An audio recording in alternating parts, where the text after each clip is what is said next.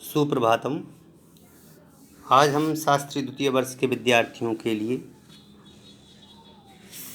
सम्यक दर्शन में अंगीभूत 7 तत्वों के स्वरूप की संबंध की चर्चा आज अपन करेंगे। आज हम देखेंगे कि जो 7 तत्व हैं वह 7 तत्व कौन से हैं, उनका नाम क्या है और 7 तत्वों का श्रद्धान क्या है। तो सबसे पहली बात तो आती है कि भाई 7 तत्व क्या हैं। तो कहते हैं कि भाई जो हमें अपने आत्मा के स्वरूप की प्राप्ति करना है, हमें अपने आत्मा का जो अनुभव प्राप्त करना है, उस आत्मा के अनुभव प्राप्त करने के लिए श्रद्धान की आवश्यकता है। और जिसके श्रद्धान पक्का होता है उसी के सम्यक दर्शन होता है। जिसकी श्रद्धा सम्यक नहीं होती है उसके सम्यक दर्शन नहीं होता है। सम्यक और दर्शन, सम्यक का मतलब में होता है अच्छा और दर्शन का मतलब में होता है देखना। तो सम्यक देखना, सम्यक अनुभव करना, जो वस्तु जैसी है उस वस्तु का वैसा ही स्वरूप ग्रहण करना, उसका नाम है सम्यक दर्शन।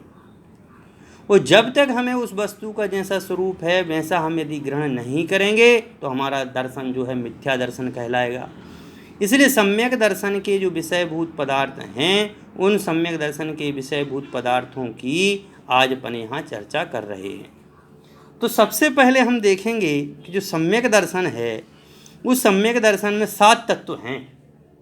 उन 7 तत्वों में सबसे पहले है जीव तत्व, अजीव तत्व, आश्रव तत्व, बंध तत्व, संवर तत्व, निर्जरा तत्व और मोक्ष तत्व। जीव तत्व क्या है? जीव का नाम है जो जानता है, देखता है, सुख दुख का अनुभव करता है, उसे जीव कहते हैं। हम जानते हैं कि नहीं जानते हैं? हम जानते हैं। हम कौन हैं? हम जीव हैं। जो जानता है, देखते, टेबल कुर्सी जो जानती देखते नहीं, हम देख रहे हैं सामने ब्लैक बोर्ड है। अब ब्लैक बोर्ड जानता है क्या? नहीं जानता है। टेबल कुर्सी जानती है क्या? नहीं जानती है। तो इसका मतलब क्या है कि जो जानता देखता नहीं है, जो सुख दुख का अनुभव नहीं करता है। यदि अपन को चींटी काटे तो अपन को अनुभव होता है कि हमें किसी ने काटा है, और यदि ब्लैक बोर्ड को काटे या टेबल को कोई काटे तो उसको दर्द नहीं है। तो इसका मतलब क्या है कि जो जानता देखता है वह जीव है, जो जानता देखता नहीं है वह क्या है? अजीव तत्व है। आज हम इस अजीव तत्व के बाद में आश्रव तत्व की चर्चा करेंगे। तो कर्मों में क्या है, कर्म जो होते हैं, कर्मों के आने का जो द्वार है उसका नाम है आश्रव। अब आना कैसा है? अब वहाँ से अच्छे लोग भी आते हैं, बुरे लोग भी आते हैं। अपन देखते कि नहीं कि कहीं अपन जाते हैं तो वहाँ अच्छे लोग भी मिलते हैं और बुरे लोग भी मिलते हैं। तो अच्छे लोग मिलना वह पुण्य आश्रव है, और बुरे लोगों का संपर्क होना जो है वह क्या है? कौन सा आश्रव है? पाप आश्रव है। तो इसी प्रकार से पुण्य आश्रव और पाप आश्रव के रूप में कर्म हमारे अंदर में आते हैं, और उनके आधार पर ही हम सुख दुख रूप प्रवृत्ति करते हैं। हम सुखी हैं, हम दुखी हैं, हम ऐसे हैं, ये सारी की सारी जो विषय है ये कर्मों के ऊपर आधारित। तो कर्मों के आने के द्वार का नाम है आश्रव।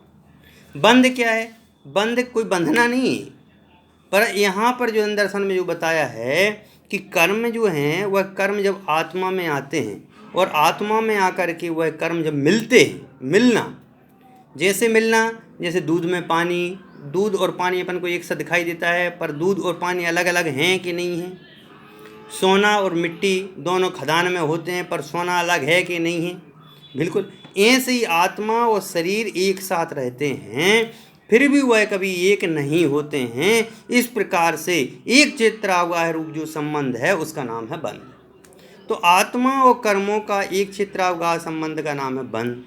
और बंद होने के बाद में कर्मों का आकर के रुकना, जहाँ कर्म आकर के रुक जाते हैं, अब वहाँ पर और कर्म नहीं आ रहे, समझिए, कर्मों का रुकना, कर्म अब नए कर्मों का प्रवाह नहीं हो रहा है, नए कर्म अपने नहीं आ रहे हैं, तो कर्मों का आकर के रुक जाना जो है उसका नाम क्या है? तो उसका नाम है संवर। जहाँ जहाँ कर्म आकर के रुक गए, अब दूसरे नए कर्म नहीं आ रहे हैं, अब केवल जितने शेष थे उतने कर्म ही हैं, तो उनका नाम है संवर। और कर्मों का एक देश निर्जरित होना, मतलब में धीरे धीरे एक एक करके जितने अब कर्म रुक गए, अब कर्म रुके हुए कर्मों का एक एक करके खर्च होना मतलब निर्जरित होना, उसका नाम है निर्जरा। और कर्मों का जहाँ पर एक भी परमाणु शेष नहीं रह जाए उसका नाम है मोक्ष। तो ऐसे 7 तत्वों के स्वरूप के संबंध की आज अपन ने यहाँ पर चर्चा की है। आगे की चर्चा जो है अपन कल करेंगे। धन्यवाद।